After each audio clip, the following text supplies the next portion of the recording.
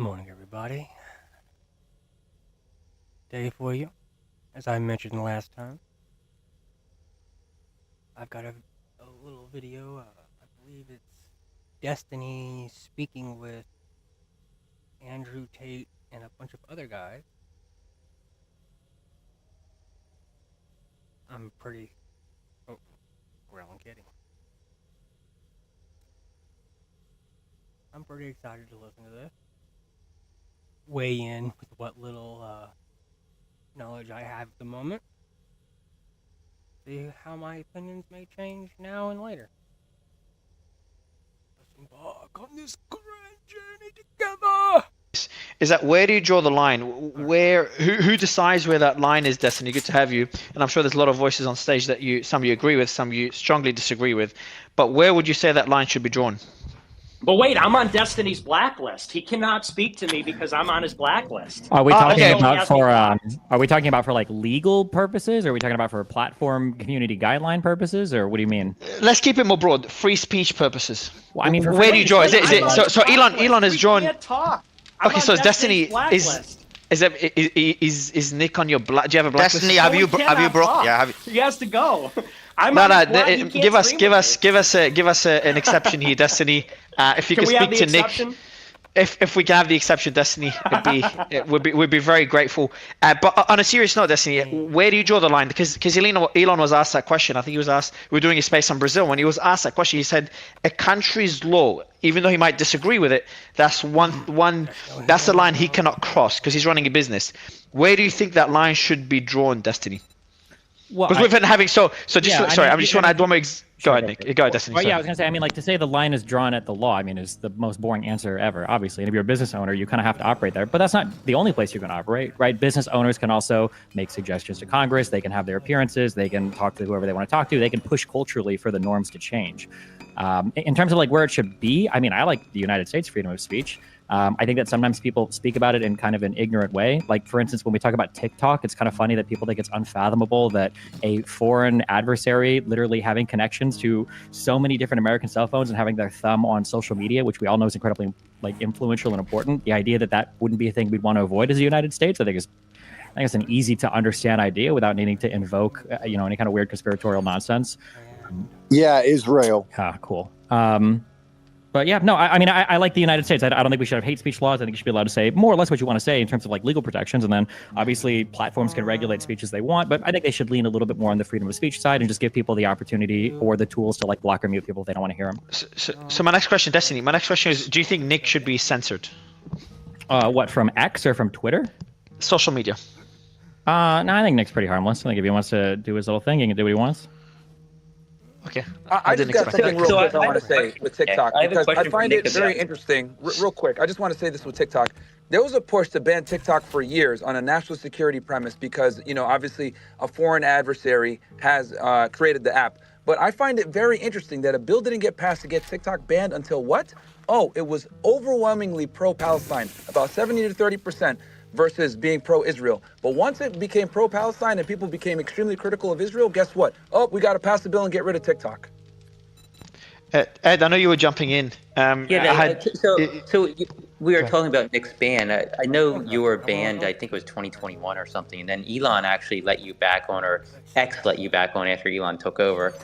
And then I think it was the same day you were banned again. And is there, do we know what you were actually banned for? Because I know doing research, I know you had a post where you said who controls the mind, and it was all these Jewish people in the media. And then you also were in a space where you said, yes, we love Hitler, bitch. Do we know which of those got you banned? Well, when I got unbanned, I was under the impression that the new principle was free speech. So I didn't say anything illegal. And they didn't tell me what I was banned for, but I only posted like 3 things. I posted the red media. I said I did my Twitter space, and that's funny. You think, oh, you said you love Hitler. I love everyone. I love you. I love Destiny. I love everybody. But it's very different saying. But it's 2 seconds. Guys, 2 seconds. So this is the slippery slope. Hold on. Yeah, I've just. Okay. I am speaking, so I'm not letting it go. But Nick, do you think so? First a question, and we'll ask Elon that question on why you were banned, if you manages to drop by. But the question is, do you think that particular statement? So obviously you can't compare loving Destiny to loving Hitler for obvious reasons. But do you think that's the statement that got you banned, or do you think it was something else? Nick Fuentes. And I hope you're not being banned, right? I don't know if he's rugging or his account just got banned again. I'm being honest. I think it would be funny. Can I say something real quick? Something that's really, go ahead, Destiny. Really go ahead, Destiny. Yeah, go ahead, Destiny. I wish that we had like better. This fall, Nicki Minaj brings her record-breaking Pink Friday. For freedom of speech defenders, like, listen, it's the United States of America. If you want to say you love Hitler, Hey, you want to be hang on, anti-Semitic, you should be like allowed to say those things. I don't like it when people get banned for being anti-Semitic and then they say they weren't anti-Semitic, but then they also defend freedom of speech, but they won't say those things. It's ironic because all the people that talk about the Jew stuff are like the people who are the most scared to own the things that they've actually said. Like, it's the United States of America. If you want to be anti-Semitic or anti-Jew, you have the right to say that publicly. Like, there's no law against like saying that publicly. Like, champion. Hey, don't, can like, I jump in now? My thing was glitching. Yeah, go ahead, Nick. I want to answer this. Yeah, so you're right. We cannot compare loving Hitler to loving Destiny. Destiny is far worse. I knew you were going to say that. Category. I knew you were going to say that. Man, look, let's try to last more than 24 hours today. Come on, that's a good riff. No, you're right. But, well, here's the thing. I think that in those cases, in those edge cases, yes, like we do have to permit people to say things that even everybody disagrees with. We have to permit people to say things that anybody would say, oh, of course you shouldn't be able to say that. That's where it matters. The limits of free speech, that's where it becomes tested. We don't have free speech so that people can say, I like Burger King instead of Wendy's. No, we have free speech so that people can say things that are outrageous and question fundamental assumptions, like about Hitler, like about certain political myths or how our political system is founded. And so when Destiny says, oh, well, you don't own what you say, it's not about that. It's just about if you are able to discern the tone when someone is talking or what the meaning is. You look at a lot of the things I say, a statement like that is obviously said in a tongue-in-cheek. It's punchy, it's outrageous, it's intended to be. That's the obvious purpose. And all of a sudden when somebody who is like, and by the way, I should point out, while we're playing this game about, you said this, you said that, when I say something like what I don't want to get banned, but when I say something like what I said a year ago that got me re-banned after I was reinstated, everybody looks at that and they rightly say it's outrageous, but there's a complete context denial. People hear that statement and they go, he said what? Ban. Because I'm a right-wing guy and I have all these views and I'm like a canceled American. He's got to go. Hang on. I'm making an important point. When Destiny says, I think that the Palestinians should be genocided, ha ha ha. Nobody looks at that and says, oh, he should be canceled. What an outrageous thing to say. Some people do, but he's on YouTube. He hangs out with Shapiro, Jordan Peterson. When I say something because I'm right-wing and it's outrageous, there's no charity. People pretend like they don't know what humor is. People pretend they don't know what rhetoric is. That's just who he is. He's an odious person. Get him out of here. And same goes for everyone here. Same thing happened to Tate. Similar things have happened to Elon. It's happened to Alex Jones. When left-wing people do or say things that are just as bad, just as racist or just as violent or whatever, it's always with them, oh, well, I'm sure he was joking. Hassan Piker can say, we deserve 9/11. As far as I know, he's still on Twitch. I'm not. But what is materially different from saying America deserved 9/11? 3,000 souls, innocent, were killed. We deserve that. That's a fine statement. You're on Twitch and Twitter, and there's no censorship. When Destiny says, I think Palestinians should be genocided, ha ha ha, he's still on YouTube, he's still on all these platforms, nobody even thinks twice. When Nick Fuentes makes a joke, or hang on, when I say something like, oh, whatever I said, I don't want to say it again because I don't want to get banned, oh, well, he's a horrible person, he's an avowed neo-Nazi, look at what, they're going to reprint the quote like Ed Krasenstein did without the laughing or the tone. And that's BS. Like, let's just be honest. Everyone can recognize what's going on there. Just a quick question, just on that point. Before that point, just because there was something mentioned, there's this important sensitive thing. So, Destiny, on the joke that Nick, and obviously it's a joke that many will find insensitive, offending, etc. On the joke of you being a more despicable person, I think he said, than Hitler. Now, I think he meant it as a joke. Do you think such jokes, Destiny, again, you said that Nick is on your blacklist. Do you think such jokes should be censored or they should be allowed? What's your position on that, Destiny? If you're talking legally, I think you should be allowed to joke about whatever you want to joke about. But again, like the problem again is like the advocates for freedom of speech are so like boring and dishonest. Like Fuentes is not banned for telling jokes. Fuentes is banned because he jokes about things he actually believes, right? The difference between like me and Fuentes is if you ask me, Destiny, do you think all the Palestinians should be genocided? I mean, if you listen to the rest of that clip, I go, man, it's like a really situation. I don't know how it's going to end. It seems like there's no way out. Like that's my answer. If you ask Nick, do you really think that like Jews run 70% of the world and the white race is being bred out of existence by mass immigration that's facilitated by secret Jewish financiers who also control all of our foreign policy and make us allegiant to Israel, and they've done this for thousands of years, and that's why they're kicked out of every single. He'd be like, well, yeah, and also 6 million cookies, right? Like the difference is Nick isn't joking. No, but Destiny, again, like just own it. Destiny, quick question. No, but Destiny, like, do you not agree that a person can ask a question? So they can believe in a certain ideological position and then ask a question that people would find harmful, or find it emotionally hurting. As an example, you said you're anti-Islam or you're Islamophobic, and then you make jokes about it. So you can clearly have a position and yet make jokes about it, right? Well, yeah, no. But if you were to ask me, Destiny, why do you make jokes against Islam? I wouldn't be a pussy and say, oh, bro, I'm just joking. I would say, because I don't like Islam. I really don't. I hate the religion. Like, I would be honest about it. I'm not going to say to him, like, oh, yeah, they're just jokes. So let me ask Nick. And this is the thing. So why is and this is the real question people are asking, like, why is Destiny able to make those comments and someone like Nick gets banned? So Nick, same question to you. Your position in terms of whether you believe that certain people run the world or whatever it is, I mean, have you hid from that position? Like, that's his argument. Absolutely not. No, but here's the difference. People are not saying, oh, you believe that Jews have disproportionate influence in media. I don't think anyone would even disagree with that. I don't even think Jews would disagree with that. Also, it's an empirical question. So people, if they're interested, can go and look it up. It's actually not a completely subjective question. It's actually quite objective. But that's not what people accuse me of. And that's like a very slippery way to frame it. When Destiny says they should be genocided, so of course I don't believe they should be genocided. Okay, fair enough. People watch my speech from a year ago or 2 years ago, and they say, oh, he wants to kill all people that aren't like him.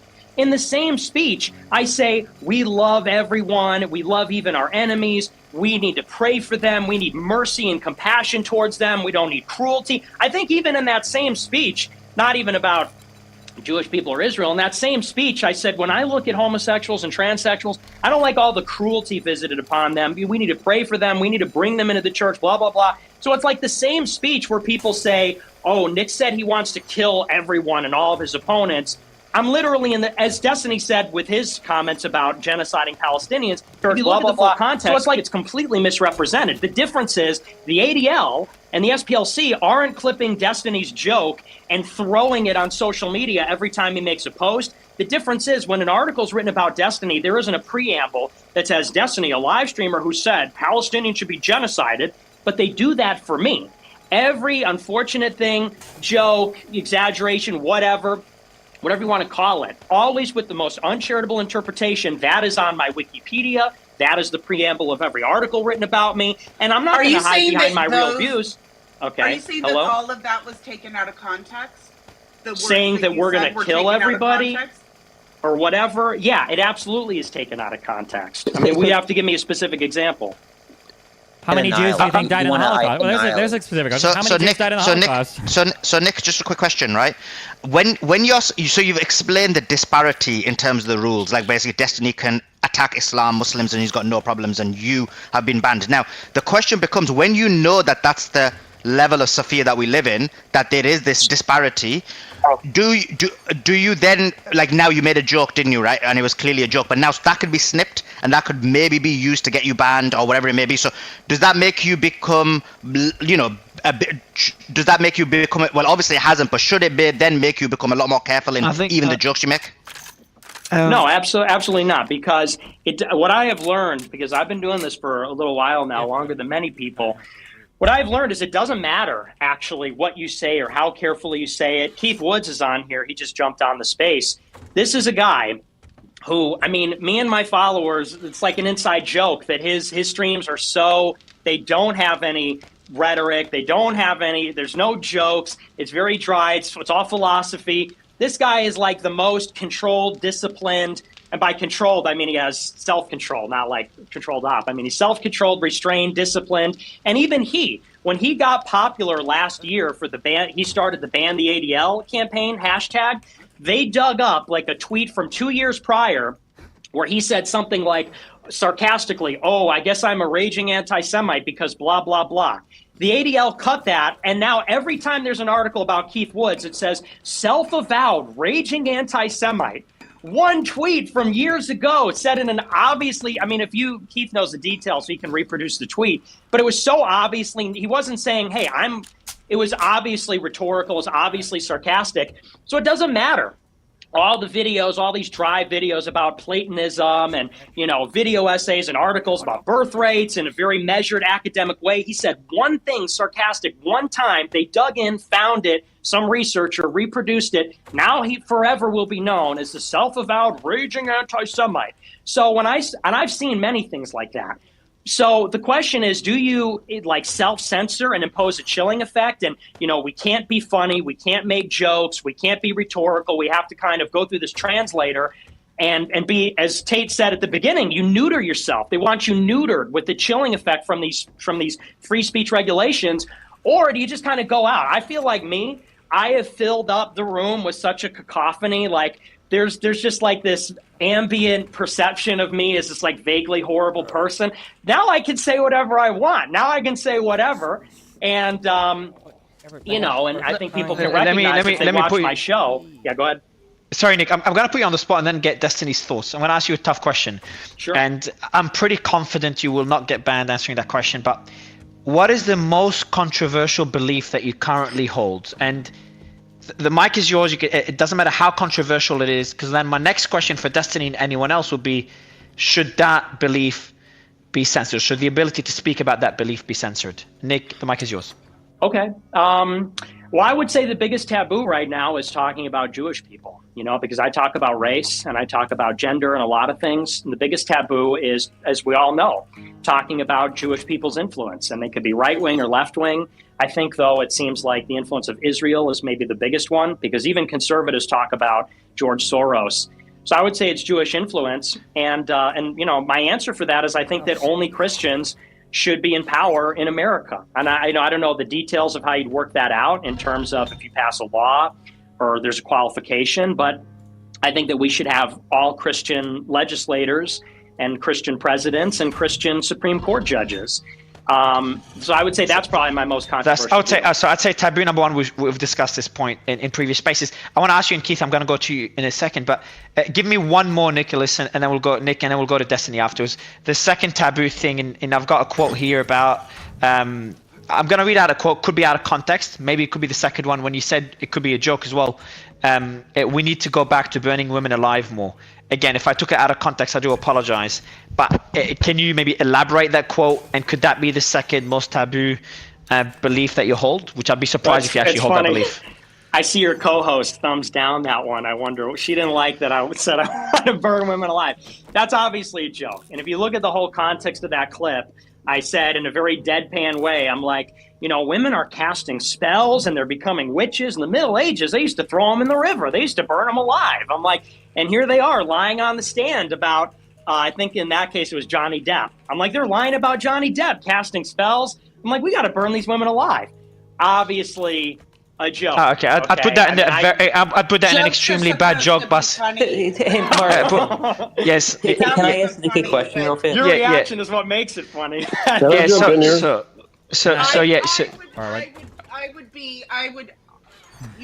would stand as tribute for you to burn me at the stake, but you'd have to be tied to me. What would be funny? Before Ed and Keith, just 2 seconds. So Nick, what would be the second most taboo belief that you hold? And I want Destiny's thoughts on either of these, whether they should be censored. And I'll ask Ed the same question, and then Keith. Probably my other one is that race is real. I'm a race realist. I think that there's genetic differences between the races as opposed to everything being environmental. And those are broad categories of talking about Jewish people, talking about biological diversity, human biological diversity. That's what people would say is the dissident right. Those are like the two biggest taboo things they believe. And then so for me, I guess that those would probably be the big two. So Destiny, these are two beliefs, and I'm guessing you disagree with. So should Nick have the right to speak about those two topics on any social media platform, not just X? I mean, personally, I think that if you're large enough of a social media platform and you're hosting political conversations, I think almost any kind of mainstreamish, like if more than 1% of people believe in it, there should probably be conversation happening about it. So I would say that everything he's brought up, yeah, you should be able to talk about on most mainstream like social media platforms, assuming political conversations happen here, right? Like if you've got like a social media website for, people talking about, their cats and dogs, then I can understand banning the speech there. But for places like Facebook or X, Twitter, like I can understand people wanting to have those conversations here, and you should be able to. But again, I would like to repeat the same thing I've said a million times. It is so boring that nobody will actually present what it is they actually believe. I don't know if it's strategy or I don't know if it's cowardice, but like what is it do you think that I'm hiding? I mean, you just said two things up. that are objectively true that everybody believes in. Like Jews have a disproportionate. So what am I hiding? Jewish people what am I hiding? What am I hiding and not saying? I can say it. So I can give a reason why people would hide their beliefs on that. I can give a reason why people would hide their beliefs on that. I mean, Destiny. Wait, if you want to hide your beliefs, that's fine. But then say that. Be like, yo, I'm not going to say what I actually believe because I'm not going to. No, but what is? You're muddying the waters because I can't say it. Yeah, I'm just saying. A lot of people don't. Go ahead and say it. I can't. Okay. Go ahead right now. Say a minute ago that the Jewish thing was a myth and that like Jewish people don't have a disproportionate amount of power in the media. Who would say? Wait. Hold on. Thing? It's two things, okay? One, Jews obviously have a disproportionate amount, and far more than the media, probably politically. I'm not hearing what I'm hiding. I'm not hearing what I'm hiding. Is you made that accusation 3 times. I'm not hearing an example. Can I finish a sentence? I know you're excited. Yeah, answer the question. Answer the question. You're talking about other stuff. I'm trying to, but you cut me off like every 2 seconds. No, you're not. You're going in another direction. Name one specific example because you said it now like 5 times. Yeah, you're hiding. You won't say real. I'm trying to get my answer out. Say it. Eventually, you'll let me do it. I know you're excited. Let's hear an say the example. Yes. So the idea that Jews disproportionately represent some part of like the power structures is not the controversial nor the strong claim. That is an objectively true claim that everyone can see. The strong claim is the idea that there is a secret cabal of Jewish people that are working to undermine other races across the world that are coordinating and working through all of those structures of power. That's the controversial belief. That's the thing that you believe in and you preach, but then you come onto these platforms and you give the weak take of like, don't you think that like most of the people's in charge are like kind of more Jewish than like they really should be? Or the same thing with like the race and IQ thing. Like everybody who's reasonable to anything should acknowledge that there's going to be genetic differences, probably even genetic differences between groups of people. But that's not your claim. Your claim is black people are dumber due to genetic reasons on whole versus white people. Like that's the strong claim. You make the weak claim that is like everybody believes in it, but then like the strong claim goes unsaid, and that's usually what people are upset about. Which you can argue is good or bad, but so at least own up, man up and own your positions. Don't like say the most milquetoast, like obviously true things ever, and leave all the controversy, behind you. That's weak. Yeah, see, the difference is that when you say these things, you're rephrasing them in the liberal perception way. You say, well, if you believe in race realism, that means you believe black people are dumb.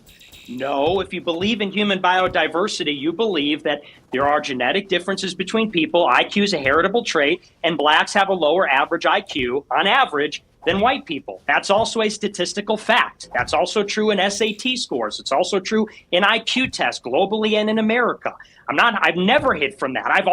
I said that in front of a crowd of black people at Iowa State. I said that in front of Myron. Hang on, and Myron is here. I said that in front of a panel of all black women on Fresh and Fit. That's a fact. Because you're just reframing what I'm saying I'm not reframing in a liberal way. And you're saying that if someone believes in genetic differences, then that means that you believe black people are dumb. No, and if you say that Jewish people influence society, you believe in a shadowy cabal where they're like evil wizards and blah, blah, blah. Yeah, so it's like, of course I'm not going to say the caricature and the reframing that you're giving it because you disagree. You don't like that people find it persuasive. That's why you put me on a blacklist and said, it's persuasive, I will never stream a Nick Fuentes. Because you're not saying when I'm on a big space, then you got to show up to derail and disrupt and say, all the persuasive stuff. Well, he's just lying. There's secret evil views that he has that you just aren't hearing right now. So that's why you're going to break your one rule. You come on the podcast, even though you quote unquote you're obsessed with comic book villains. Because as you said, I do like that movie. Because as you said a couple of years ago, you don't like when people like me talk to a large audience. You're the one that's hiding a political agenda. I 7 people DM me to come here. Okay, so I decided to come and hang out. That's But no, like, my career was real over quick, a just a real couple quick weeks ago. like, hold on. Just Ed and Keith, I want to ask you both the same question. Is like seeing that back and forth between Nick and Destiny. Is there anything in that back and forth that should have been censored? Is there anything that could have, that could be considered hate speech or could have led to violence and should not be allowed on X or any other platform? Look, I think it should be up to the platform itself. If a platform wants to censor certain types of hate speech or certain types of incitement of violence, I think they should be able to do that. Even despite sorry to interrupt you, Ed, but despite the amount of influence they have now compared to 10, 20 years ago, like if you give them that right now and they all just meet in one room, they can essentially control speech around the world. Yeah, but I think that's their right as a corporation. I don't, Ed, what's the platform's primary objective? The platforms, what platform are you referring to? All of them. Why do social media companies exist? What's their primary objective? To make money. To make money. And you're saying that they should be allowed to ban certain speech they don't like if that allows them to make more money, correct? I believe, as in capitalism, I believe that's the way it should be. So if Pfizer came along and decided to give a bunch of money to one of these social media platforms, would they allow anti-COVID vaccine conversations and speech or vaccine injury proof on their platform, or would they censor it to make as much money as possible? I think it's up to them as a corporation to do as they please. Just like Donald Trump with Truth Social has censored liberals from his site. That's fine, but we're talking about people getting injured from the vaccine. I think Elon Musk has the absolute right to run it the way he wants to do it. That's like fine. And under his terms, that as long as something doesn't break the law, and I guess that can be subjective to some, like what's going on in Brazil. I think that's his right, and I think if that's the best way to run it, that his platform will probably succeed.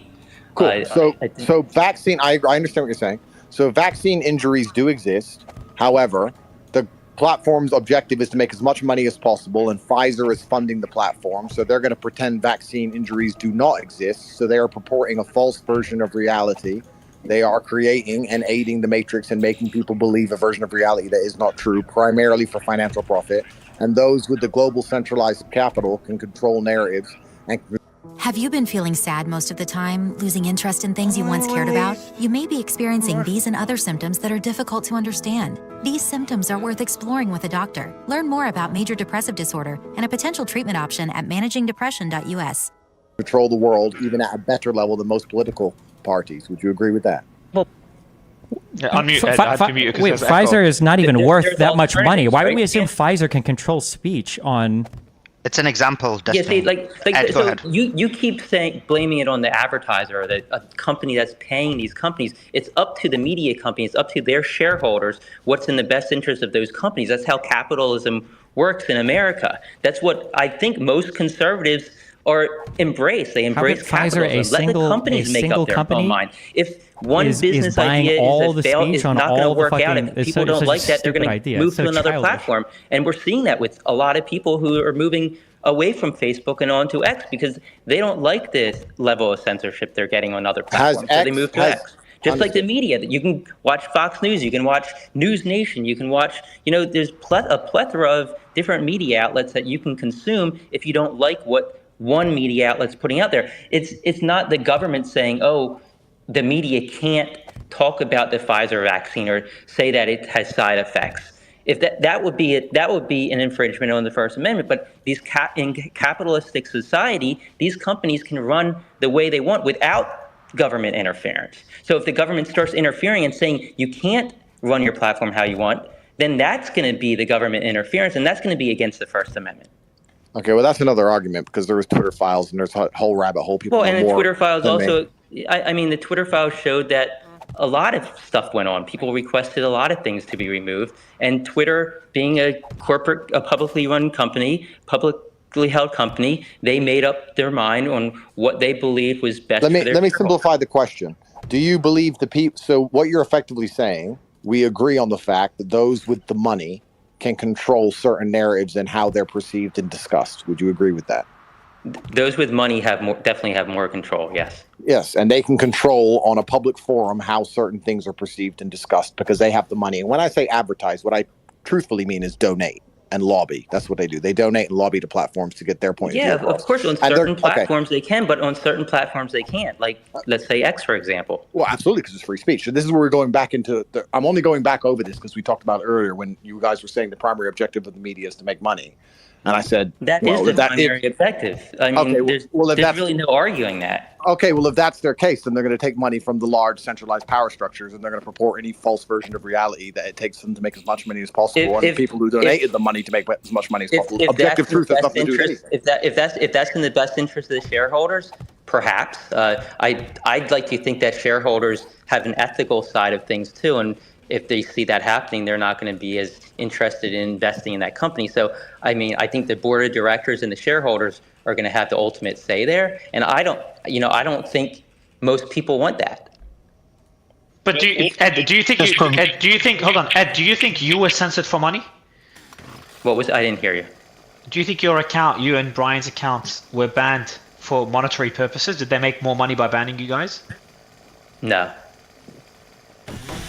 Do you say that contradicts the point? Our accounts were banned because they broke the rules, didn't they? They thought we purchased their accounts, which we did. No, sorry. What I meant was they thought you did. It wasn't because you had said like an impact on society, and that's the reason they wanted to ban you, right? They banned me. Yeah, they banned our accounts because they thought we were breaking their terms of service. But I would add that was a business decision that they thought would help the business. So do you think Andrew? Sorry, Brian. I thought it was Ed. Brian, do you think Andrew Tate or Nick Fuentes, they were banned because the platforms wanted to make more money? Because Stripe wanted to make more money, they banned them. Yeah, I do. I think that they saw them as somebody hampering advertising. Or hampering. And do you think do you think this model is flawed, where advertisers hampering their image? I think hampering their image, which hampers their revenue, right? Let me ask. That's just an alibi. Let me ask a simpler question. So you're saying effectively that mainstream media will lie for money, correct? Well, I mean, if you lie as a mainstream media outlet and you're caught in that lie, it's going to hurt you. It's going to hurt your revenue. That's not what I asked. I'm asking, do you if I use Pfizer because it's the example we used earlier before Destiny has a breakdown. If Pfizer come along and they are sponsoring, donating, advertising, lobbying, whatever you want to call it, X amount of hundreds of millions of dollars to your news network, and you're talking pro-vaccine, would the mainstream media lie for money? So yes or no? I mean, I think that depends on the individual who's making that decision. But I mean, if I was running the mainstream media, I certainly wouldn't. I mean, I think you have a reputation. If you get caught in a lie, that's going to hurt you monetarily in the long run. It's going to hurt you from a standpoint of... Well, that would be true unless your primary objective was to spread lies. And for you to be paid to spread lies, and as long as you spread the lies, you continue to get paid because nobody buys what you sell. Look at Fox News. Nobody gives a shit. Well, I don't think none of these companies have the money to solo fund like an entire social media platform. Like, I feel like the analysis stops with, if somebody pays you $100 to lie, will you do it? The answer is yes, but everybody that's a large creator on this platform knows that if you got paid $100 to lie, you wouldn't take it, because if people found out you were lying, your losses would be way more than the little bit of money you'd get paid to do the lie. Yeah, that's crazy. People pay you even man. We're talking billions. Your marriage not exploding. Kind of like, Nick, how you lie about every single thing you do. So, for instance, we were talking about deplatforming, and Nick is talking about the blacklist that we're on. The only reason Nick, by the way, is blacklisted Back to what Andrew was saying. Guys, spam reporting people. That's the only reason Andrew, but what you said is that I think the media will lie for money. I think you're right there, and I think Ed cannot disagree. But then, isn't that going to be their downfall? Like, this is not well, this is the thing. They eventually lose trust. Well, this is the missing element. They will lie for money, and then we're talking about how that's going to damage their reputation, which has happened. Nobody trusts them. Nobody believes them anymore. And everyone's missing the very obvious point that it's their job to lie for money. They've always lied for money. They'll tell any narrative they're told to tell by the big money and the big finance. That's the only reason who are they? Who are they? Why Andrew, would who are they? Why? Like, can you name an individual? Is it the CEO of CNN? Is it, who it's global. It's going to change, right? The COVID-19 narrative is different than the Ukraine narrative. Perhaps they're all on the same team, but yeah, but you can't everybody in this. I'm sure there's some people who would lie for money. Hold on. I'm sure there's some people who would lie for money. You're right, but to say that the mainstream media would lie for money, like everybody in the mainstream media, their goal is to lie for money, just to put money in their pockets, and they're willing to tell lies. That's ridiculous. I mean, you're judging every individual person. It's not ridiculous. It's why they exist. No, it is. It's absolutely ridiculous. The mainstream media. How if they promote vaccine misinformation? People were all losing their jobs if they were to promote anti-vaccine content or anti-vaccine misinformation, which has direct harm to the people that are getting these injuries. Like, we're talking about a misinformation that has direct harm to humans. And Andrew's bringing up a point where if they lie for money when Pfizer is paying them, which they did during COVID, and then they're not reporting on vaccine injuries, then this is a lie that has direct harm to humans. Wait, are we saying should those be banned? Should that be made illegal? If you lie and you get paid money for it, should that be like a free speech thing where you're in trouble for that? Well, here's the pertinent point, though. I feel like we're missing, guys. I feel like we're missing a very pertinent point. The only reason mainstream media exists at all is to lie. I don't know why we're trying to pretend that's not the case. The reason it exists and it's pumped out free everywhere all of the time and forced on everyone's throat all of the time and every single lobby everywhere is to lie. They get their objectives that they're supposed to purport to the populace. Their job is to lie. And to sit and say, well, if they lie, they won't be trusted. Correct.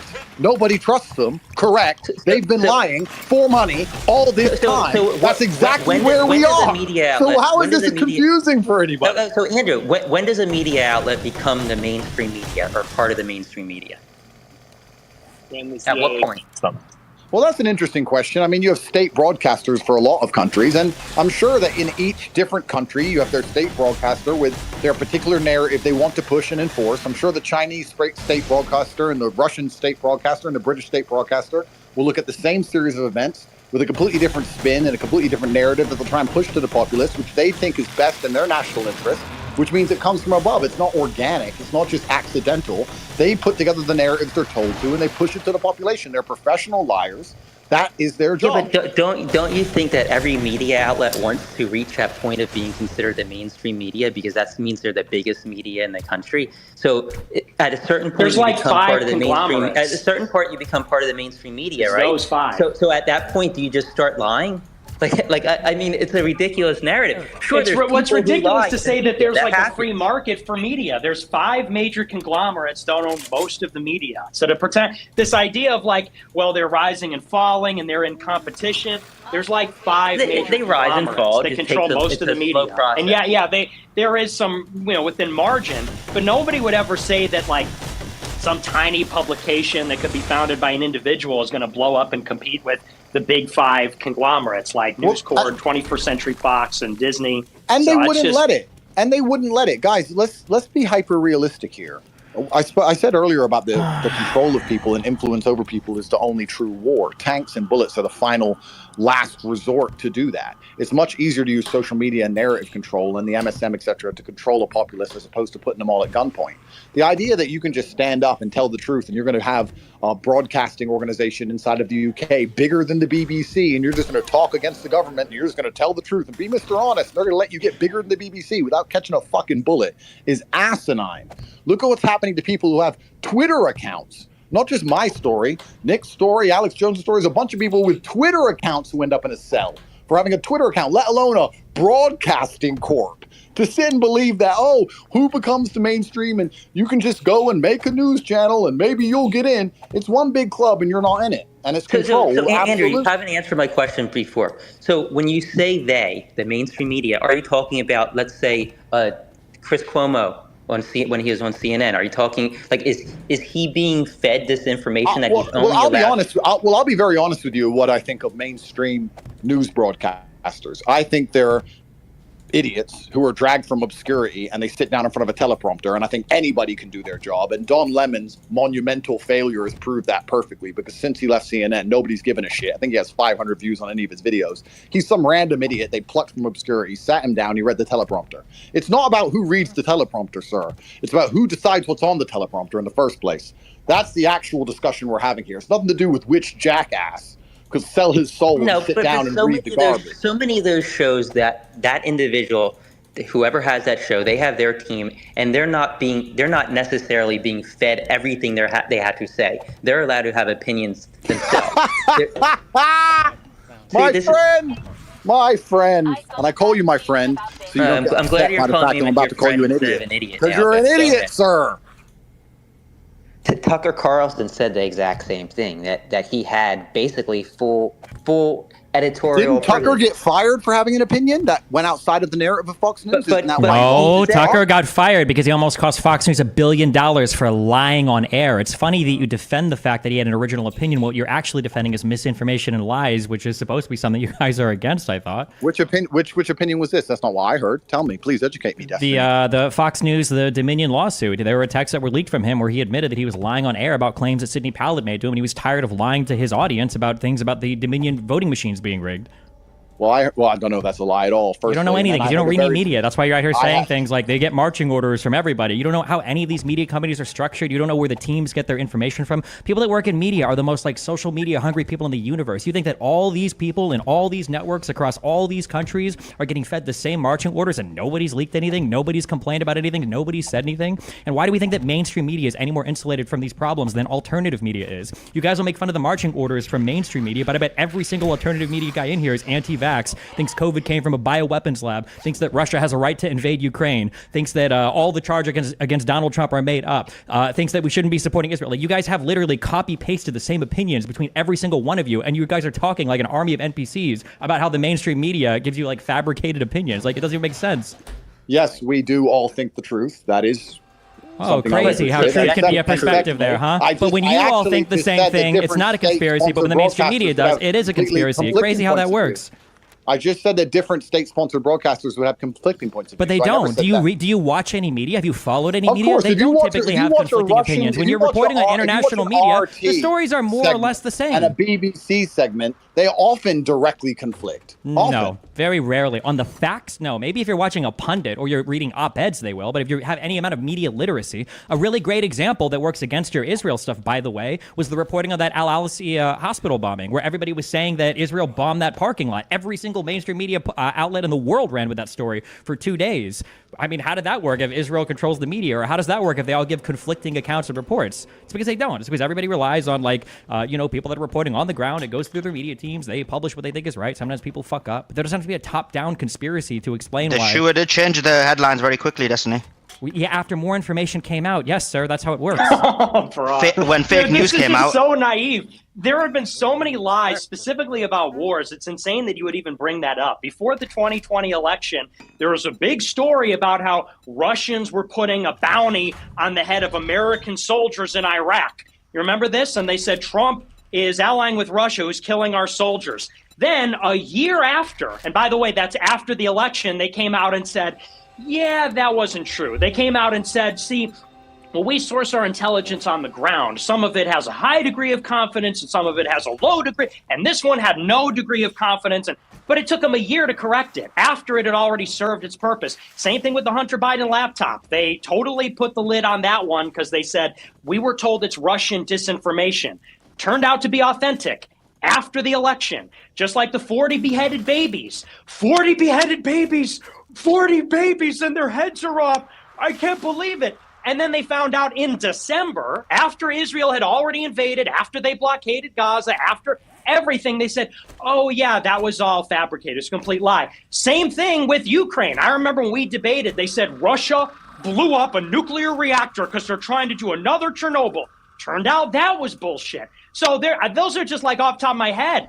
5 examples about 3 different conflicts where, they report it serves its purpose, and then they revise it a year later after they got what they wanted. And you, because you believe their alibi, because you don't understand the distinction between power and powerless, between government and people, you say, no, I think they got more information. They found out that the propaganda that they created for their efficient purpose, they found out that was a lie because, these are just really earnest people like you and I trying to get it right, as opposed to very interested parties in government, finance, wherever you find it. So those are just a few examples off the top of my head. They learn more information, just like in Iraq, maybe right? People just they get learned there were no wrong. weapons of mass destruction it's in Iraq. possible because it happened on the other side too. How many people were saying, there's no way that Russia's going to invade Ukraine. That's bullshit. The U.S. intelligence must be lying because Nick said that they lie about the intel all the time. Well, guess what? That happened. There are no fighters in Al-Shifa hospital. That can't possibly be the case. Oh, whoops. We found CCTV footage that shows otherwise.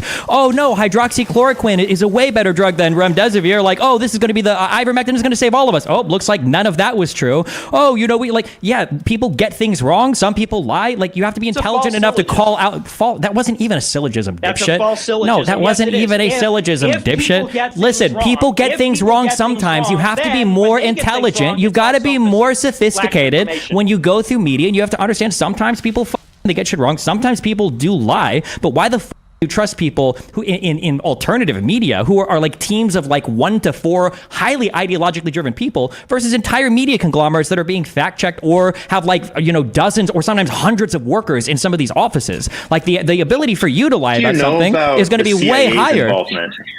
How much do you know about the CIA's history of influencing media? What an amazing question. I don't know. How much do you know about... I often don't hear people like you and Ed and Brian digging into the history of the national intelligence state directly influencing media. Because history is different. Like, if you want to talk about U.S. foreign policy between like the 40s and before the, you know, the fall of the Soviet Union, that's going to be a different type of foreign policy, a different approach than our foreign policy over the past like 34 years. Also, the ability to sneak or hide different things is going to be different when everybody is carrying around a video camera and a recorder. Like, the ability to do things covertly is a lot easier back in the day when people were typewriting to each other or... I have to go. I have to go. So I want to ask. Buried. Yeah, do your thing, Andrew. Sorry, brother. I have to go. So I just want to ask a really quick question.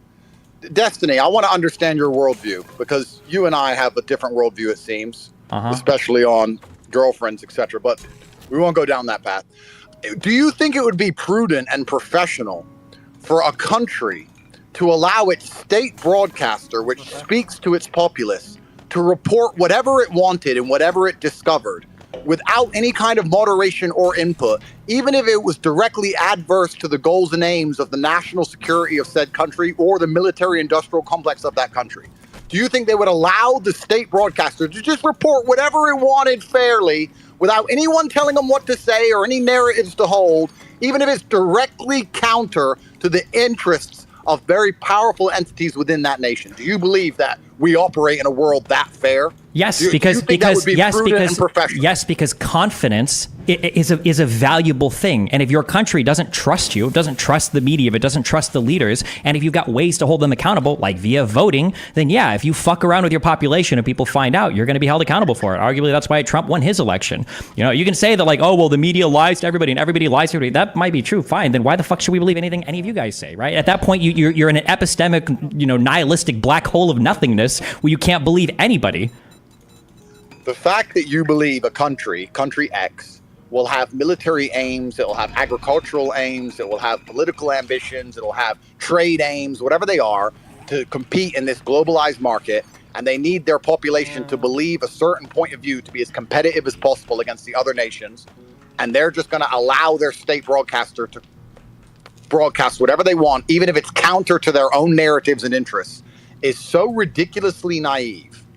That's not what happened. It's not naive. You don't even understand how markets work. You know what naive? No, hold on. Naive is thinking that companies with a market cap of $100 billion have more say in our government than like the Daily Mail starts talking about war with Russia in the UK only a fucking couple months ago. Endless war with Russia, conscription, how it needs to happen. On a dime, all of the BBC, all of the British news starts talking about how important it is to go to war with Russia, because that's the aim that they had from their military industrial complex. And the broadcaster and the media arm of the government works directly with their foreign policy aims. It's all directly going together. Not a single newspaper printed, "This is dumb shit. Nobody should go to get their ass whooped by the Russians." Not a single one, because they are not allowed to. If that's the case, then why didn't Trump shut down all negative media about him when he was president? If that's the case, why didn't Hillary Clinton or Joe Biden or Barack Obama shut down all negative media about them? You guys bring up the best counterexample to you is that Hunter Biden laptop story. Why did that get censored for one day? Why wasn't that story completely killed? Wasn't heavily suppressed. Yeah, no, wait. Right. Why wasn't that story killed completely? That is the most talked about story. Your example of media censorship is like the most talked about story in the past 10 years of online media. It's talked about online on social media, yes, but it was suppressed in the MSM, which is the exact point. No, it was suppressed on Twitter. The New York Post story, the big deal about that, the big deal about says. Twitter was, the big deal about the New York Post story was it being suppressed on Twitter and Facebook, but it came back in like a day. So the question is if the government, if the government was able to control things so well, why didn't they shut that story down completely? Destiny, let me ask you a question on that. Isn't that because they censored it because there was a specific reason to do so? Because the reason you censor it is because you want the election to go in a certain way. Once the election's over, agencies tell them to do that? Didn't the intel agencies tell them to suppress that? No, if you actually read the Twitter files, I know how much you hate reading. If you actually read them, no, they didn't. No. Nobody told Twitter to censor the New York Post story. They literally leaked the emails where they talk about censoring the story. I don't know why you guys say the intelligence agencies told them to do it. So all of the mainstream media all ran with "this has been debunked," and they all cited the letter that came from the National Security State, which was signed by 51 intel operatives. They didn't say that it was debunked. They said it looked like Russian misinformation. Which, if you're honest, it did. But it did. They started all of their articles with that statement in order to frame it in the exact same way that Nick was saying that every article about Nick is framed by the first sentence being Nicholas J. Fuentes, this, evil things, so that when you read the article, you're pre-framed to believe Nick Fuentes is an evil human. Or no, it's not even remotely the same. It looked like a fishy story. Any honest actor, like I'm pretty sure at this point we all know the laptop story is real, but even looking at it, that is a story. Yeah, obviously. I'm sorry. Hold on. The idea that Hunter Biden dropped off a laptop years ago to like a blind computer store owner, yeah, that is a sensational story. That sounds like bullshit. It still sounds like bullshit, even if it's true. But again, like the deep state has so much control sometimes, like censoring stories, but it couldn't have prevented the New York Post from publishing it. Why? It couldn't go and like take that hard drive out of Giuliani's. Giuliani had balls. Oh my God! So it only takes one journalist to shut down the entire. Also, by the way, like a quasi-mainstream media journalist. This is the New York Post. It's not like we're talking about like a small YouTube channel or something, right? So even the New York published that story, and then the entire media narrative had to shift in order to discredit the story as quickly as humanly possible, and the entire national security complex mobilized and got 51 of their top experts, like ex-director of the CIA, ex-director of the NSA, the people that had architected their entire national security state, the people that had lied to us about torture, that had lied to us about WMD. Yes, I understand. You can talk about things from 20 years ago. That's fine. But the reality is, the story as quickly and look as look who broke it. The most mainstream media people in the world. Giuliani had a copy of the drive. This is a mainstream ex-mayor of New York, and then the New York Post, a mainstream media publication. Post Giuliani was not mainstream. How old are you? So let me ask you. No, wait. I want to hear the answer. Wait, hold on. I want to hear this. You don't think the New York Post counts as mainstream media, and you don't think Giuliani wasn't a mainstream political figure in the United States of America? New York Post absolutely counts as mainstream media. What I'm saying is that a singular journalist got the scent, got the trail, and decided to write the story. But I'm asking, how is that possible? And that was a mainstream media publication. How would that be possible? The CIA and the NSA and the FBI are controlling all these things. You clearly haven't done a lot of research on how the CIA actually do influence. Ian, your mic is really bad, but just so what you're saying, Destiny, is that the letter that was signed by... Go ahead, Keith. Saying is that when you actually research how the CIA influences journalists, it's not like journalists are literal robots where the CIA has a literal game controller where they actually like move their mouths. They peddle influence through payoffs or through like... Whatever you do it for less at Harbor Freight. Like promotion or through just making friendships. Like it's not as simple as just saying we literally control everything that everyone says. That's not how the world works. No, it's not. Hold on, no, wait. It's easier to censor one story by like contacting a journalist and threatening his family than it would be to falsely get like every single intelligence agency or like 51 different officials on board with censoring a story. It doesn't make sense. It would be way easier to get the one journalist guy like to just like show up at his house and steal the drive. Experts work for them. Destiny, hold on. Well, Comey works for them. The DOJ works for them. Why did they pursue the email investigation with Hillary? Why didn't they just kill that immediately? Why did Comey ever make those announcements publicly? It hurt him a lot. Why did this story with the DOJ with a special prosecutor come out with Biden being senile? That hurts him as well. Like, there's a whole bunch of stuff that they report on themselves on that doesn't make them look good. Is it all plausible deniability? Destiny, I have a question. I'm curious. Okay, go, Andrew. I'm curious. Do you believe that in China, the state broadcaster can just broadcast whatever it wants and whatever it discovers, or do you believe it has to work within an official narrative from the government? In China, I think they probably have to work with official narratives from the government. This media probably works closely with the state. And what about in Russia? Yes. For publications like RT, yes. Saudi? I don't know as much about Saudi media, but that would be my assumption. It's a total monarchy, yeah. But in the West, not at all, 0%, right? Well, it depends on the country you're talking about. Like the BBC gets state funding. I don't think they get state direction. PBS gets state funding. I don't think they get state direction. I think in general in the West, I don't think the media tends to operate at the behest of the state. Whereas like in monarchies or dictatorships, you tend to operate more with what the state is telling you to do. Yes. Well, we could ask why you get state funding without state direction. That's one question. But so you're because of legislation from Congress that authorizes state funding. I mean, it's not really a huge conspiracy. Of course, yeah, they just give money for nothing. Yeah, fine. Money for I'm sorry. Do you think the most wealthy broadcasters work for PBS and NPR? I don't want to go down that rabbit hole. I know you don't. I want to try and get to the end of the point, especially because I'm driving. So, do you think that would allow a country to be competitive, considering that you need to have narrative control over your populace? And that we now know, and everyone in the West accepts, that China has narrative control over its populace via the state broadcaster, as does Russia, as does Saudi Arabia, as do all these other countries. And that having a news broadcasting apparatus which told the truth, even if it's against national security interests, would not allow you to be competitive as a nation state. Do you think that we're going to allow that to happen just because we care about truth so much? No, because the West doesn't run the world because they dominate the narrative. The West runs the world because they dominate it militarily and economically. People don't like the United States because we've got the most bought and paid for media. They like the United States because we have the strongest navy that guarantees the most free passage through water. Because when the Houthis start firing missiles at people, it's U.S. destroyers that show up and save the waterways. They like the United States because we are a massive trading partner. We have the highest GDP in the world at this point, and we buy and sell goods like crazy. That's why people like us, not because we poison our media, but because we actually put out good results. You can't control the media. You can't media frame the way out of like horrible participation in a world economy. You just have to like actually be able to put up the numbers.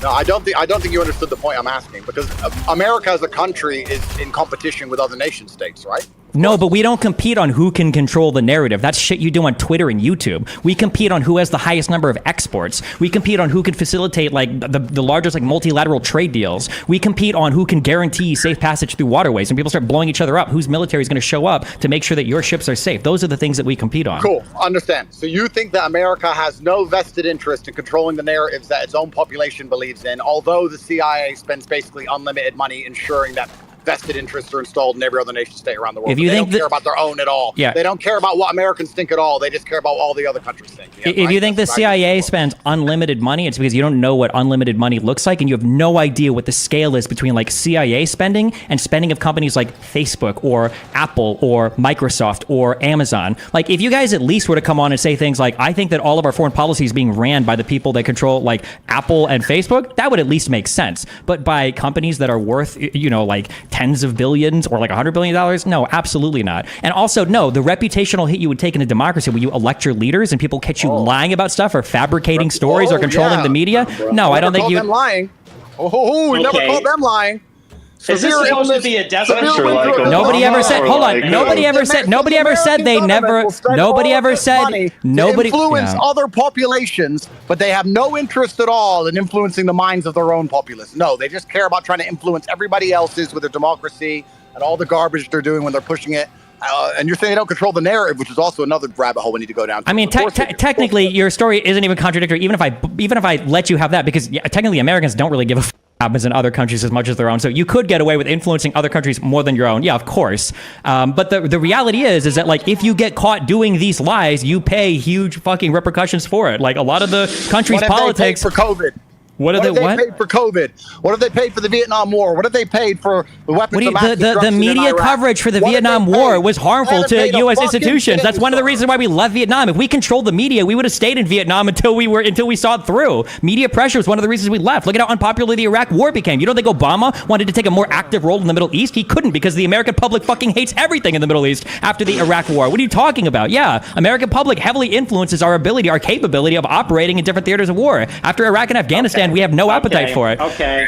Is this supposed to be about being unbanned, or is this about the #1 fucking news media truster to defend the State Department's agenda? Like, I don't even know what this is about anymore. Sure. Yeah, I want to jump in here. I mean, because I thought the purpose of this space was discussing next censorship. But I mean, this is like a civics lecture now from the Krasensteins and Destiny.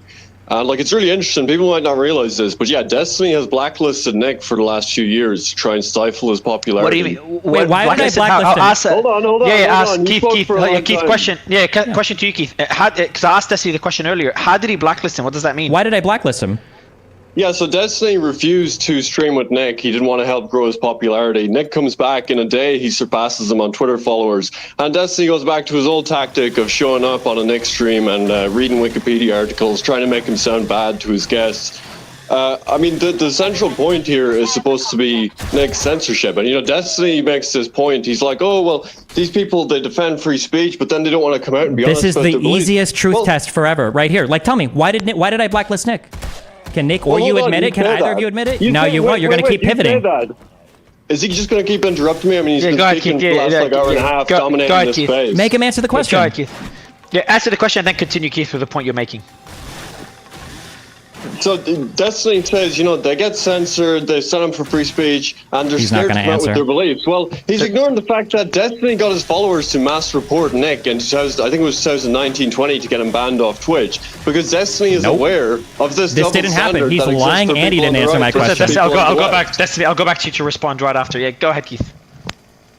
Yeah, Destiny got his followers in the past to mass report Nick, to get him banned, to take away the competition, because he knows this double standard exists.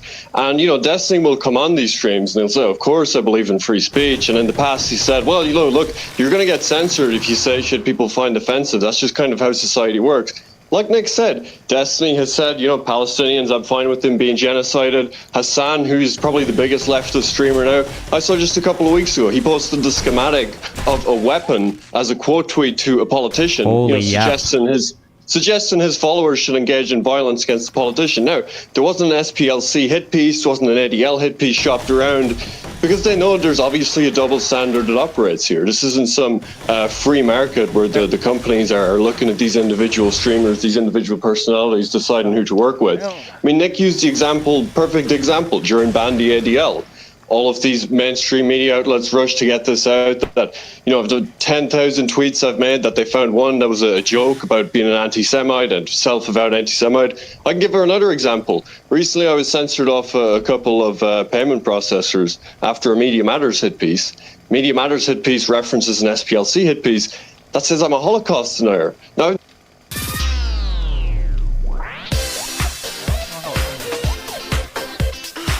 I've literally never made a public statement about the Holocaust in my life, right? It's illegal in most of Europe. Who's even talking right now? Who is this guy? But that is shopped around. Leftists send these to payment processors. They send these to platforms. Did they include sorry to interrupt, did they include a quote, or did they just make that statement without any quote, without any...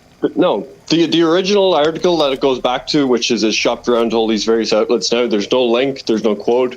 It's just put there by leftist activists. That is used to censor people.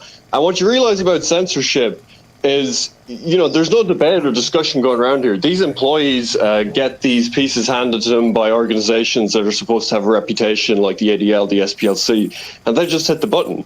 And, you know, it's easy to come in with this kind of sort of naive, pluralist worldview where we're in this free market of ideas and companies are just... All right, we got the philosophy lesson. Why is Nick... Why did I blacklist Nick?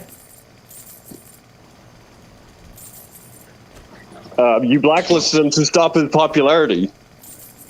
Okay, so I blacklisted Nick because I'm a big free speech advocate online, and I have been for, I think, probably like 6 or 7 years. And did you direct your followers to get Nick banned? And Nick Fuente, I haven't tried to get Nick banned in like 7 years. I had a huge conversation with him on Twitch. I was part of the hosting of that conversation. I didn't try to get him banned. Your followers to mass report Nick like 8 years ago. Yeah, my values have changed since then. It keeps changing. I'm not. No, I haven't changed it. I literally hosted a huge debate with Nick. But the reason why Nick is blacklisted, the reason why I blacklisted Nick is because as of a year ago, Nick and his group of people spam report people. You can go and watch it on the Ralph Retort. You can go and watch it on shows he's on. And he says, well, if people spam report me, I'm going to spam report them, which is ironically why I spam reported conservatives in the 2016-2017 period, because you guys spam reported everybody else too. Even large conservative figures would try to cancel other people. James Wood, the Guardians of the Galaxy dude, got canceled by fucking Cernovich digging up 10-year-old tweets. And Nick Fuentes plays the exact same game. Nick, do you acknowledge that as recently as a year ago, that you had your audience run around and spam report people on YouTube, that you were fighting with Mr. Medicare and other people, and you would encourage people to spam report people, or are you going to deny that or not even answer it? Really? Did you do that to Keffels? and to Hassan last year. Why are you pivoting? Wait, do you want to answer that question? Well, answer. No, I asked you a question. Nick, you're the freedom of the speech guy. Nick, answer the question. And Hassan? Nick. Oh, he won't answer the question. So this is what I mean when I say they won't own their positions. They're too cowardly to own their positions. He's not going to answer it. And anyway, so just to be clear, that's why he's on my blacklist. The reason why he's on my blacklist is because I wouldn't call this censorship. But Destiny, why it hasn't seemed to have worked? Like if you look at Nick's following now, despite all the censorship, did it help him in your opinion? It's not about it. It helps him. I just don't like to signal boost people that engage in like mass reporting. And Nick's community does that like crazy. Mass reporting against Keffels and Hassan. Notice how he doesn't answer the question? It's because he keeps dodging. Why did you want to flake down Porcelain? What did he do? Because the guy's annoying, and his content should be. Oh, so honestly, it's annoying. His content sucks, so it shouldn't be online anymore. And I get to say that, okay? And I get to choose. His content. He calls himself a documentarian. Give me a break. He's not a documentarian. Are you telling me the irony bro can't detect sarcasm? Oh, really? He's not being sarcastic. The guy thinks he's a documentarian. Okay. And I think that's hilarious because it's stupid. But no, his content sucks. And so his content should I think we should flag you because your content sucks too. Sure. You sure you're not going after, Porcelain because he did a Baked Alaska documentary and your ass hurt your friend got made fun of? When was that, Jim? Was that like let's see, you got angry. You got angry because Ethan Ralph got fucked with. You got angry because, Baked Alaska got fucked with. It sounds like you're just a little bitch running around protecting your friends. Not really. I just hate his content. I hate his content and I think it shouldn't be online anymore. And you're the little bitch that's crying about it. I mean, you keep saying, like, you're so mad. I said, like, oh, you got DMCA'd. I don't know. It seems kind of funny. I report, like, when people are shitting on me, I report their streams. I report everything we have to try and get them banned. You're just a liar. Everyone, people can post the clips. Destiny had Keffels and Hassan mass reported last year. He had a tenuous explanation. Me and Destiny collaborated. Every time Nick yaps like this without answering my question, it's because he knows he doesn't have an answer to the question. And Nick is the one on here talking about freedom of speech. Make him answer the question. Make him answer the question. I'm just wondering. I'll leave it with him. So I think both of you haven't answered the question. But Nick, I'll give you the mic again, you and Keith, because I know Keith was waiting for a long time. Either Keith go on or we'll go to Nick. Yeah, let me jump in here. So. Let him ramble, he means, without answering the question. And now another interruption. The thing is... Let me... Oh, good. So Destiny, let's just take a breather, please. Go ahead, Nick. Thanks, Destiny. Thank you. So the thing is, I think the big point is I'm banned for 7 years from some platforms, banned from Twitter for 3. I get platformed on here. Mario, you, before you even put out the tweet, say, well, just on the record, I don't agree with most of what he says. We have to bring in 4 left-wing Zionist Jews on the space, and that's not good enough. Then we got to bring in Destiny, who for years has been saying, for whatever stupid reason he can say, well, I'm not going to stream with him. But he is going to show up on this one when it's a big platform, and that just goes to show the disadvantage that people like myself have. Destiny is on YouTube, he's on Reddit, he's on Discord, he's on Twitter. Despite saying equally awful things, jokes or not, he's engaged in mass reporting like anybody has, whether it's a year ago or 7 years ago. But a person like me, I've been banned from everything. I've been lied about by everybody, lied about by the ADL, SPLC. They've never written anything about Destiny. There's no pressure to get him banned from anything.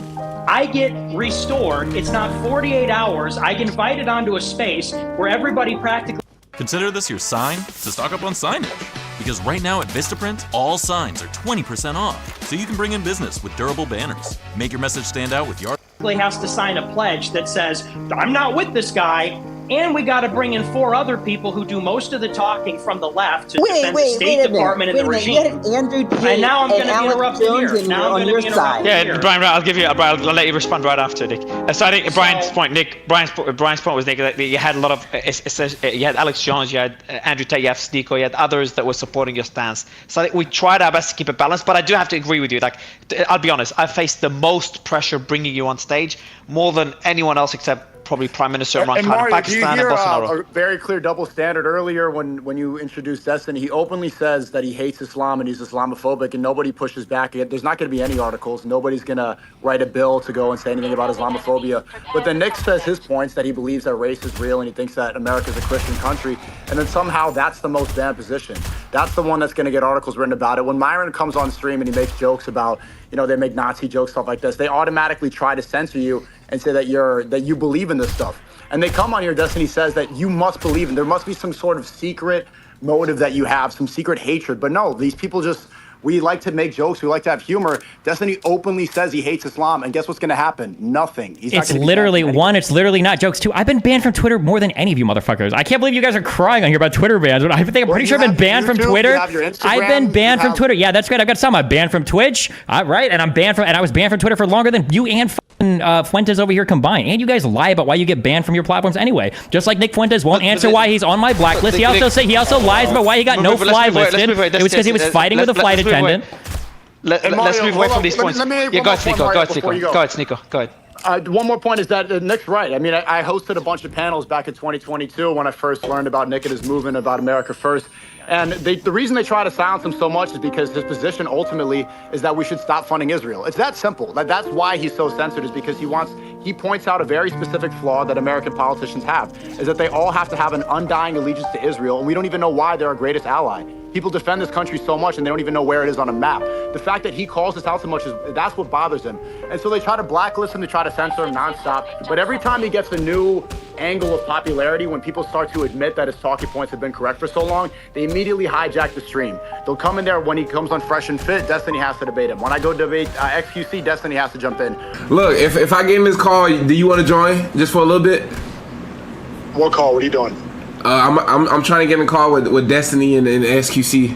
When Nick gets reinstated on Twitter for the first day and surpasses him in followers in 24 hours, who needs to come in? Can any of you even remember what all the yapping from 30 minutes was about the Wikipedia articles? I can't. Listen, we all know that you have trouble paying attention. That's why you haven't learned anything about the religion you're grifting in for the past year. But to be clear, Mario invited me. He literally DM'd me like 2 hours ago. So Mario is the Jew in this circumstance. Just to be clear, okay? He's the one that's controlled, by the way. I'll take the blame. But Keith, I want to ask you a question. You and Brian now will go to Nick for that same question. Why, Keith, in your opinion, was Nick banned from Twitter and all other social media companies? Keith, Brian, and then obviously Nick. You're probably best to answer that question. Well, it's obviously ideological censorship. I mean, getting back to what I was saying earlier, Destiny can make these pro-genocide statements, Hassan can endorse violence, nothing happens, they stay up on YouTube, there isn't an SPLC hit piece. There are teams employed by organizations like the ADL that sit and watch every minute of Nick's content. And he does 5 shows a week, so it's like, 10 to 15 hours of content, and they clip out 1 or 2 minutes, often joking clips, and then they shop that around, and that's really the only way he's allowed on these major platforms. Nick, I was with him a few days ago, he was telling me about the extent of the censorship after January 6th, and really, I think it's a watershed him being allowed back on, because people get censored, and we all know how bad the censorship has been the last year. But there was a point where, you get censored on a platform, you move to another platform, maybe that one bans you. But in Nick's case, I think he's one of the few people where it was an individual censor. It was an unpersoning across platforms, where even people that were posting his clips would get censored. If you search for him on YouTube, it was only very curated results from organizations like the SPLC. And it's easy to come on and take this kind of, like I said, this sort of naive pluralist attitude that it's just a free market and these companies just don't like these individual beliefs. But at the end of the day, the companies aren't monitoring these individual streamers, these individual personalities. These boycotts are targeted and led by organizations like the ADL that forced Facebook to ban Holocaust denial, forced Facebook to ban white nationalism, launched a huge advertiser boycott on Twitter. And, this isn't just some kind of organic thing where these organizations represent like a plurality of interests. It's oftentimes the same oligarchs funding these people that are funding the media. Jonathan Greenblatt was in the Obama administration. These organizations are really an extension of the regime. And to take this kind of naive attitude that this is just sort of civil society functioning as it does, and it's free market making decisions about who to sponsor, it's just totally naive. So that's why I think it's such a... That's why I think it's a watershed moment that Nick is back on, because I think he has become the litmus test as someone who is, the most attacked by these organizations, the most lied about. And he's really the only one that's come out the other side of censorship bigger than before. Individuals like Thicker, fuller hair starts with Hims. Discover sprays, chews, and serums. Alex Jones have been heavily censored, Andrew Tate, but Nick has really come back bigger than 3-4 years ago. And it's at the point where, despite all the censorship, I think everyone has to recognize he's a part of the public conversation. Piers Morgan regularly name drops him. People mention his meeting with Trump. So, Elon here is making, I think, Sorry, go ahead. Let me just based on what you said, I think you made a very important point here. And Nick, let me ask you a question based on what Keith said. Obviously, as a side note about Al Ahli Baptist Hospital, we know Israel did it, and we know Al Shifa didn't have those. Silly. Let me ask Nick a question. Silly. Just something came up. Just 2 seconds. You remember how I can't remember who it was. The joke that Nick made earlier, the quote, "You're right, we can't compare loving Hitler to loving Destiny. Destiny is far worse." We just saw just a prominent account snip that and say Nick Fuentes to Mario Nofo, and then they put that quote there. Without putting out the full context that it's a joke. I think it's a perfect. I think so. Just want to make it clear. Yeah, I just want to make it clear. This is I think it's a bad joke. I think Nick even thinks it's a bad joke. He might disagree. Wait, did Sneeko say I think it's a bad him? joke, but it's a joke nonetheless, whether it's good or bad. I think it. anyone that snips it, anyone on Twitter that takes that snippet and posts it pretending it's not a joke, is participating in censorship, or at least tarnishing one's image. Point, right, Mario? Because he's literally saying, you guys are taking my jokes out of context and making it seem like these are my ideological positions, and then we have that happen in real time. So if anything, it just proves his point. And Mario, you see what didn't go viral? Someone saying, "I hate Islam with every fiber in my body." Nobody clips that, and it does not go viral anywhere. You see the clear hypocrisy, the clear double standard. And here's the thing. This is perfectly encapsulates what happens with Nick, right? Nick gets censored, and anyone that works with him gets censored as a byproduct of platforming him. That's why most people are pussies and don't platform Nick, because they're scared of getting something like that just happen to them. This literally is quintessentially proves what we've been talking about. But Nick, can I say to a degree, and they censor anyone that platforms him, and they try. Sorry, I can't hear Suleiman right now. No, Myron is speaking. But Nick, can I just say, sorry, Sully, I know I took a mic from you. I'm gonna give it back to you. But Nick, can I just kind of put it on you? Are you, when you make jokes like this, are you really asking for it? No. I think that's totally ridiculous. I think that, this is like the person that gets abused by the battered wife. Well, what did you say? Or the rape victim. I'm raped. I've been raped. No, I'm kidding. So that's an edgy joke. But it really is. Do we have a free society or don't we? Can we? Do we all have the same rights? Can we all make jokes? Can we all use rhetoric? Can we all speak freely? I haven't said a joke that's more offensive than, for example, some people like Lil Nas X dancing on Jesus. If Lil Nas X got killed by like a bunch of Christians because they don't like the blasphemy, would you look at that guy and say, well, he had it coming, that he did that? I mean, or any other. Nick, how many people do you think died how many Jews died in the Holocaust? Okay, am I just going to be interrupted the whole time? Bro, you've yambled. You have literally yapped more than anyone else here. How many people? Guys, Make him answer. Yeah, it's just totally ridiculous. So, Nick, I'll let you finish your point. Sulem, I'll give you the mic because I know I took it from you. Destiny, I appreciate coming on stage and creating this debate, but we'll just take a bit of a break. Nick, I'll let you finish your point. We'll go to Sully, and Destiny will go back to you in a bit. So no, I think that's totally ridiculous. And I think that, and the other thing is, it's like one of the weird things that happens in like Discords, and it kind of happens on Twitter as well. It kind of happens in these spaces too. I've noticed with the way they run them is you bring on people and then you suck them off as much as possible because they're your like celebs that get your viewership. So when people run big spaces like this, the only reason I'm invited is because they know that I'm going to bring an audience. And then Nick is here, but Nick is like their star, so they have to baby him as much as possible, which is why he'll never be forced to answer any questions. And the host will be like, "It's nice as possible." It's just it's so boring. Ugh. You so handicapped that, it's just like Harrison Bergeron. You can't say anything. You're constantly interrupted, constantly the language is policed and so on. And then it's so boring because like all of his talking is it's just like it's him doing like his platitudes and his preaching. It's just like so he just like rambles and does his like yap talking points. It's so boring. Clout, or people that are more mainstream than me, people like Shane Gillis as a good example. one of the funniest people around, recognized at this point, gets removed from the conversation because he's got the wrong politics or made the wrong type of a joke. So this, aren't you asking for it, is like an insane totalitarian mindset, in my opinion. And it'd be one thing if I was one of these guys like the Blood Tribe that you see at these protests where they got a vein bulging out of their head and they're screaming, obscenities and racial slurs and that might be one thing. I don't know. Oh, it's so boring. Understand why that people might be put off by that. But obvious jokes about things where everybody's laughing, or even if I'm just laughing, I think we can recognize that's part of the conversation. The bigger picture is who is behind the censorship. It's not that I didn't get kicked off Twitter because there were. With Norwegian, wake up to a new city nearly every day. Come aboard and enjoy free unlimited open bar, free specialty dining, and more. Experience a different tomorrow with Norwegian.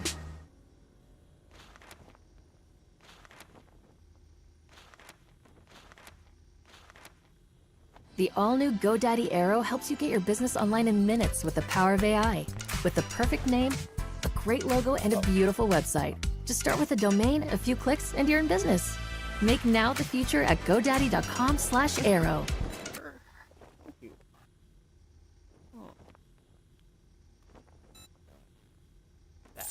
There was a grassroots, organic, mass support because they didn't like my jokes or they didn't find it humorous. I got banned from Twitter because there are groups, as Keith said, that since the time I was 18 years old have effectively been spying on me, watching everything, paid for it with the stated intention, and that's their goal, of getting me censored because of the political things that I say. And that that's the case.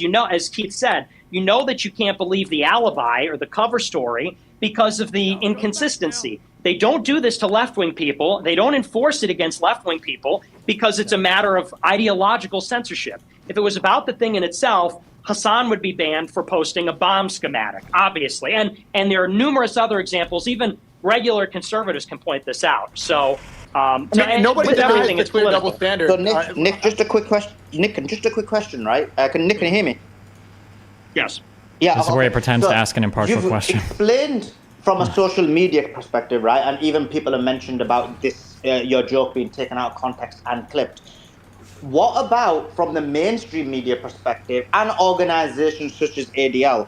If those organizations are up in arms about what they believe is hate speech, why is it, for example, they've come after you, they've made hit pieces against you, the ADL have come after you, but like, for example, not to mention Destiny again, but his extreme Islamophobia has been left unanswered. So and does that then not, that's the first part, and the second part of the question, does that then not add more merit to your argument that there are certain people who are having control of the media, having control of the narrative? 100%. And I'll even match you another example. Ben Shapiro.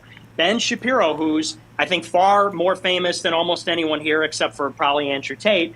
Ben Shapiro, 20 years ago, was writing that we should, or rather Israel, should ethnically cleanse Palestine. He wrote actually several articles saying transfer is not a dirty word and these people hate us and we got to ethnically cleanse them. Cool. Now, whenever you read an article about Ben Shapiro, you don't read Ben Shapiro, who 20 years ago in a town hall article wrote in favor of ethnic cleansing. It's not part of the conversation, but it is the case with me. It is the case with Keith. It is the case, presumably, if other people on the space step out of bounds, they'll say, Mario saying and Vitali got somebody who killed? hosted the White Nationals, Nick Fuentes. That proves that it is ideological and it is about power. And I'll say the Ben Shapiro example is connected to Destiny. You may have noticed that lately Destiny has been getting bigger platforms. He was on a debate with Ben Shapiro, with Lex Fridman, with Jordan Peterson. And, this is a theory, so not a fact, but a theory. I think that one of the reasons they're willing to overlook some of the disturbing things about his life or disturbing things that he said, but not with me, is because Destiny is one of the few pro-Israel leftists. So Jordan Peterson recently, who's at Daily Wire, Shapiro's company, somebody said, when will you talk to Nick Fuentes? Peterson said, when hell freezes over. Okay? And I'm a Catholic, right-wing guy. I mean, obviously far right, obviously not mainstream right. But when hell freezes over, that's when he'll sit with me or converse with me. And presumably in an extremely hostile way, if it ever happened. When Destiny, who lives a completely, and I don't say this as a personal attack, but lives a not conservative lifestyle, to put it respectfully, with some decorum, okay, somebody who really is a fundamental liberal on the issue of transsexuals or on climate or other things, well, Jordan Peterson smiles and sits with him in a friendly manner, and it's an intense debate, but in a very friendly way. Why is it that even conservatives will platform liberals, communists, in some cases Satanists, porn stars? Trent Horn sat down with porn stars or whatever. He's a Catholic apologist. He's also Jewish. They'll sit down with porn stars. Those people are not offensive enough to a conservative to refuse their company. But I am, because I made a joke or I said something, even I'll grant you, let's say something that is completely heterodox in the conservative political space.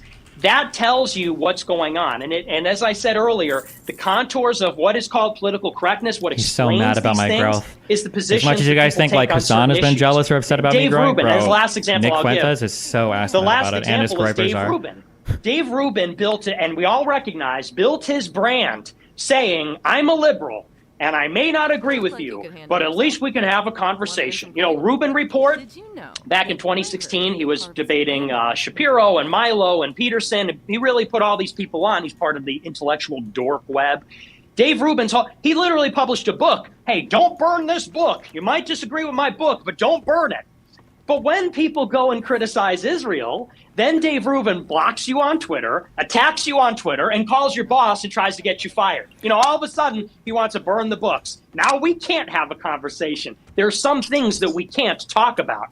Why isn't Hassan banned? Hassan is the wait, make any sense. Why isn't Hassan banned? He's the largest political streamer on Twitch and has huge platforms on other huge things on other platforms. Why isn't Hassan banned, who is insanely anti-Israel? Hassan isn't platformed by Ben Shapiro and Jordan Peterson. He's platformed by Twitch, which is represented by Amazon, which is it's got to be the most Jew-controlled fucking organization in the world. Why doesn't Hassan get banned? He's had ADL things written about platforms. him. You said that if you don't represent, so you don't think the ADL or any of the platform bans have to do with not towing the Israeli line? Try getting it out. I'm talking specifically about Shapiro and Peterson. Yeah, because you're talking specifically about it now because this contradicts your point. Yeah, you're yapping for 3 minutes. You won't own any point. After you held the floor for an hour. I haven't held the floor for any of that. You interrupted me so many times. You're so happy. Oh my God. Nick, I'm gonna George. You've heard Nick's joke earlier, and I saw one of your comments. You weren't too happy with it. Do you think jokes like this? Do you think anything that Nick said so far should be censored? I know you disagree with a lot of it, but do you think it should be censored? Questions. Oh my God. Should jokes be censored? I don't think he's added as a speaker. Well, so why isn't Hassan banned for being anti-Israel? Hold on, Desi, hold on, please. Go ahead, Mr. Santos, go ahead. No, hold on. He still is a listener. But I mean, the reason is because he's still. No, sorry, Sneeko. Yeah, I think there's a glitch. You can't hear George Santos speaking right now. Yeah, Sneeko. So George Santos speaking. Not you, George. I'll drop Sneeko and bring him back up. All good, George. The glitch was Sneeko. Go ahead, George. Sneeko, I'll drop you and bring you back up. Okay. So very simple. To answer your question is, I don't agree with anything Nick Fuentes says. I used to think he was, harmless, and now he's out there, whatever. But I don't think he should be banned. But I don't think we should give him oxygen because he says